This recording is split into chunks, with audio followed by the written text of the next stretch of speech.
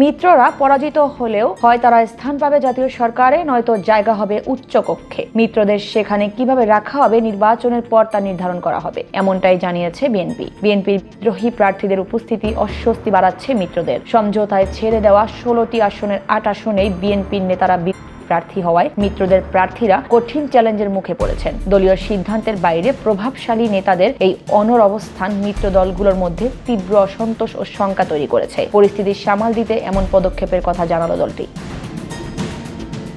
জীবন অবাক না করলে কে করবে? 28% মিল্ক ফ্যাটের অবাক করার সাথে ফ্রেশ মিল্ক পাউডার। জীবন অবাক করুক প্রতিদিন। এই ফর্মুলার মাধ্যমে বিএনপি একদিকে যেমন দলের অভ্যন্তরীণ বিদ্রোহীদের নিয়ন্ত্রণে রাখার চেষ্টা করছে, অন্যদিকে জোটের ঐক্য বজায় রেখে মিত্রদের নির্বাচনী মাঠে টিকিয়ে রাখতে চাইছে। জাতীয় ঐক্যমত্যের সরকার গঠনের বিষয়ে বিএনপির নীতি নির্ধারণী সূত্র থেকে বলা হচ্ছে, যাদের সঙ্গে ঐক্যমত্য আছে তাদের সঙ্গে নিয়ে সরকার গঠন করবে বিএনপি। এছাড়া আসন সমঝোতায় দলের অবস্থান ও সীমাবদ্ধতা বিষয়ে তিনি আরও বলেন, আমরা মিত্রদের যথাযথ মূল্যায়নের চেষ্টা করেছি। আরও অনেক আসন ছাড় দেওয়া হতো, কিন্তু আরপিও অনুসারে মিত্রদের নিজ দলের প্রতীকে নির্বাচন করতে হচ্ছে।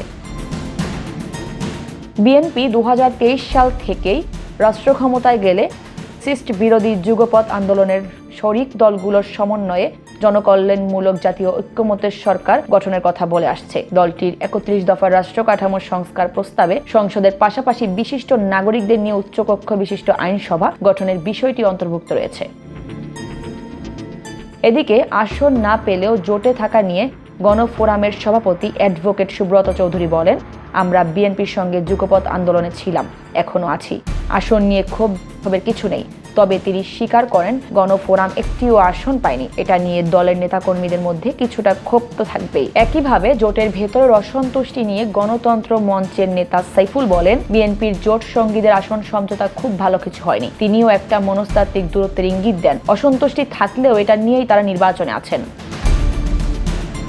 অন্যদিকে গণসংহতি আন্দোলনের প্রধান সমন্বয়কারী জোনায়েদ সাকি বলেন, যেসব আসনে স্বতন্ত্র প্রার্থী আছে সেগুলোতে এখনো কিছু সমস্যা আছে। তবে তিনি প্রত্যাশা করেন বিএনপি বিষয়টি সমাধান করবে। নিজ এলাকায় এই প্রার্থী থাকায় বিব্রত গণ অধিকার পরিষদের নুরুল হক নুরো। তিনি তারেক রহমানকে উদ্ধৃত করে বলেন, ক্ষমতায় গেলে জাতীয় সরকার গঠন করলে যেসব রাজনৈতিক দল আসনের দিক থেকে বঞ্চিত হয়েছে, জোট সরকার গঠন করে তখন বিভিন্নভাবে মূল্যায়নের সুযোগ আছে। এই কারণে হয়তো আসন সমঝোতার ক্ষোভটি স্পষ্ট হয়নি। পাশাপাশি তিনি বলেন, আমার আসনেও এখনো বিএনপি বিদ্রোহী প্রার্থী রয়েছে। এই স্বতন্ত্র প্রার্থীকে প্রত্যাহার করা বিএনপিরই দায়িত্ব। একই সঙ্গে জোটের আরেক মিত্র দল বিজেপির মহাসচিব মতিন সাউদ জানান, তারেক রহমানের সঙ্গে বৈঠককালে তিনি নিজে বলেছেন, আমাকে একটা সম্মানজনক জায়গা দেবেন।